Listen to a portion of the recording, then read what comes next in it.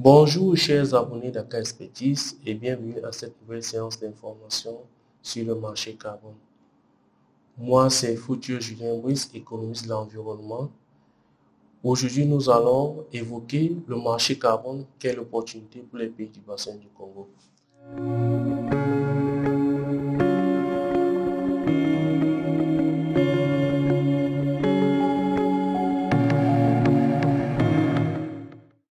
Il faut savoir que le bassin du Congo constitue le deuxième écosystème forestier tropical après l'Amazonie.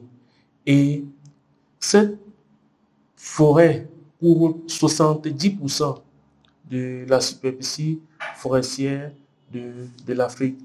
Et ces forêts sont essentiellement constituées de la forêt primaire, dont une réserve très importante de carbone. Bon, il faut noter que cette réserve forestière ou réserve de carbone d'importance mondiale subit donc des menaces, par exemple la production agricole, l'agriculture bien sûr. On a également l'exploitation minière, l'exploitation forestière et même la croissance urbaine parce que les villes s'étalent de plus en plus.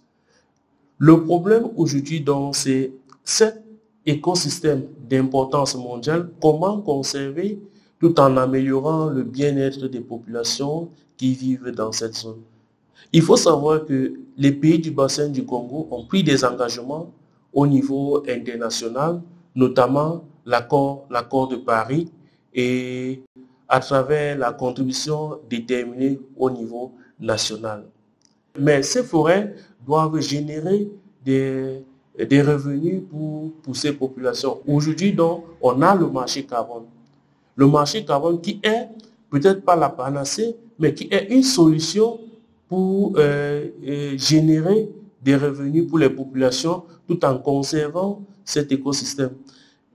Donc, c'est pour cela que la Banque mondiale, depuis, on considère le marché carbone comme un outil important de lutte contre les changements climatiques. Donc, dans le cadre de l'accord de Paris, on a par exemple, en l'article 6, parlé des modalités pour l'application du marché carbone et à la COP 26 à Glasgow, les modalités d'application de l'article 6 sur le marché carbone ont été établies.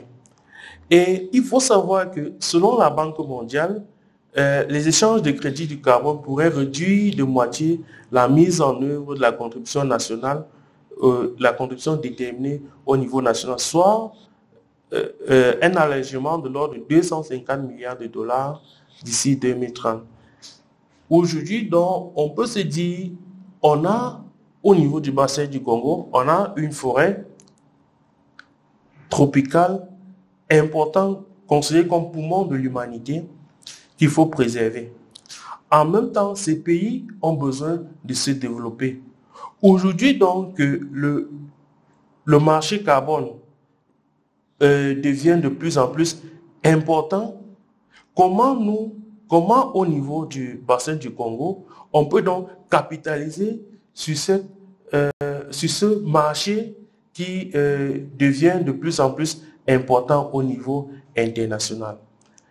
Là est la question, parce qu'on a la forêt, comment donc capitaliser sur cette forêt?